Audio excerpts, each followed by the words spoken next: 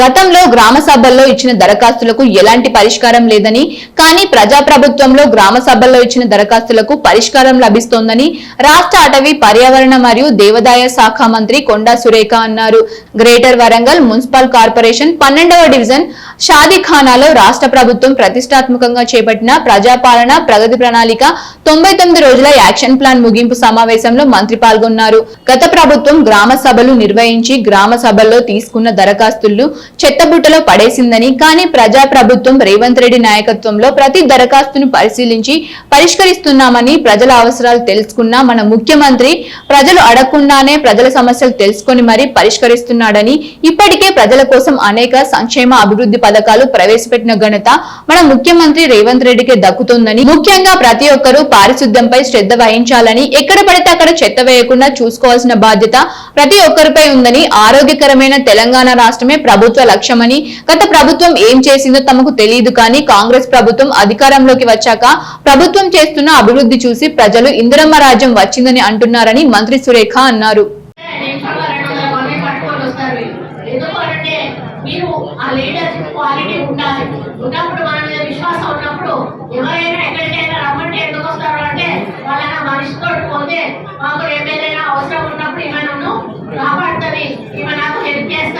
అనే నమ్మకం ఉంటుంది. కాబట్టి ఆ విధంగా మనం ఆ నమ్మకాన్ని సంపాదించుకోవాలి అని చెప్పి ఈ సందర్భంగా నేను విజ్ఞప్తి చేస్తా ఉన్నాను.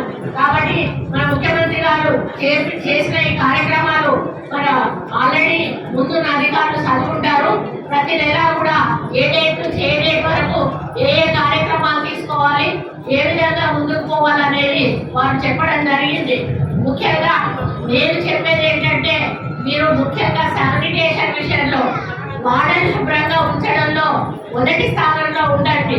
ఎందుకంటే శానిటేషన్ మంచిగా ఉన్నప్పుడే మనం ఆరోగ్యంగా ఉంటాము, మన పిల్లలు ఆరోగ్యంగా ఉంటారు, దోమలు రావు, మనకు హెల్త్ బాగుంటుంది. మనం ఏం చేస్తామంటే మన వాకిలంతా ఊడ్చేసి ఆ ముందట మోరీలకు పెట్టేసి లోపలికి వెళ్ళిపోతాం. డ్రైన్స్ లేనప్పుడు డ్రైన్స్ లేవంటారు. డ్రైన్స్ వచ్చినాక చెత్త తీసుకొచ్చి డ్రైన్లు లేవడెత్తారు. మళ్ళీ మీరు వచ్చినాక ఏమంటారు, వారం రోజులు మేడం మా మొహాన కూడా రాలేదు, ఇటు మొహాన కూడా ఎవరు వస్తలేరు. ఆలస్యం వస్తే మనం ఏమీ చేయలేము. ఆరోగ్యాన్ని పాడవడం తప్పితే హాస్పిటల్ చుట్టూ తిరగడము, మందులు కొనుక్కోవడం తప్పితే మనం ఏమీ చేయలేము. కాబట్టి మన ఆరోగ్యం పాడు కాకుండా ఉండాలి అంటే ముందే జాగ్రత్తలు తీసుకోవాలి. మీరు అనుభవం ద్వారానే మీరు తెలుసుకుంటా ఉన్నారు. మరి హాస్పిటల్లోకి వెళ్ళినప్పుడు కూడా ఎక్కడ చిన్న ఇబ్బంది జరిగినా కూడా కలెక్టర్ గారు వెంటనే స్పందించి ఆ హాస్పిటల్కి వెళ్ళి వెంటనే మేము ఒక మెసేజ్ పెట్టగానే, మేము మెసేజ్ పెట్టకపోయినా కూడా కలెక్టర్ గారు రొటీన్ గా మరి ఎక్కడికి రెసిడెన్షియల్ స్కూల్స్కి వెళ్తా ఉంటారు, మధ్యాహ్నం భోజనం ఎట్లా పెడతా ఉన్నారో చూస్తూ ఉంటారు, హాస్పిటల్స్కి వెళ్తా ఉంటారు, వాళ్ళు ఎట్లా ట్రీట్మెంట్ ఇస్తున్నారు, అక్కడ ఏ విధంగా 50% వస్తుంది. 50% ఉంటే ఇటు ముందు అటు లేచిపోతారు, మొత్తం ఆడవాళ్ళనే ఉంటారు. కాబట్టి మీకు కూడా ఒకటే చెప్తా ఉన్నా, మీరు మంచిగా సమాజ సేవ చేయండి, ప్రజల్లో పేరు తెచ్చుకోండి, ఇంటింటికి వెళ్ళండి. నాకేం వస్తుంది అనేది మనం ఎప్పుడు కూడా ఆలోచించకూడదు. మనం ఎవరికి ఏం చేయగలుగుతాం అనేది ఆలోచించి మీరు వెళ్ళి ఒక అవ్వ ఉంటుంది, అవ్వ పెన్షన్ రాదు, ఎక్కడ అప్లై చేసుకోవాలో తెలియదు. ఎవరైనా మనం గ్రామ సభలు చూసాము. గ్రామ సభలలో వాళ్ళు కాగితాలు తీసుకుని పోవడమే తప్పితే ఎప్పుడు కూడా మనకు వాటికి పరిష్కారం వచ్చినటువంటి సందర్భాలు లేవు.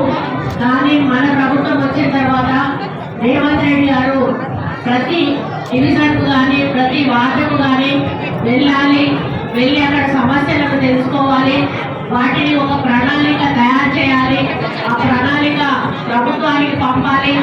మళ్ళీ ప్రభుత్వం ఏదైనా నిర్ణయాలు తీసుకోవాలంటే ఆ ప్రణాళికను దృష్టిలో పెట్టుకొని మేము నిధులు కేటాయించడం కానీ మేము అభివృద్ధి చేయడం కానీ జరుగుతుంది అని వారు చెప్పిన మాట మేరకు, వారు ఇచ్చిన సూచనల మేరకు ఈ యొక్క కార్యక్రమాలన్నీ కూడా తెలంగాణ రాష్ట్ర వ్యాప్తంగా జరుగుతున్న విషయాన్ని మీ దృష్టికి తీసుకొస్తా ఉన్నాను.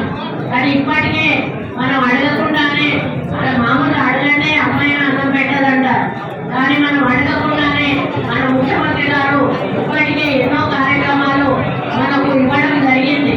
తెలంగాణ మరి రాష్ట్రం వచ్చిన తర్వాత 10 సంవత్సరాలు ఉన్నటువంటి ప్రభుత్వము ప్రజల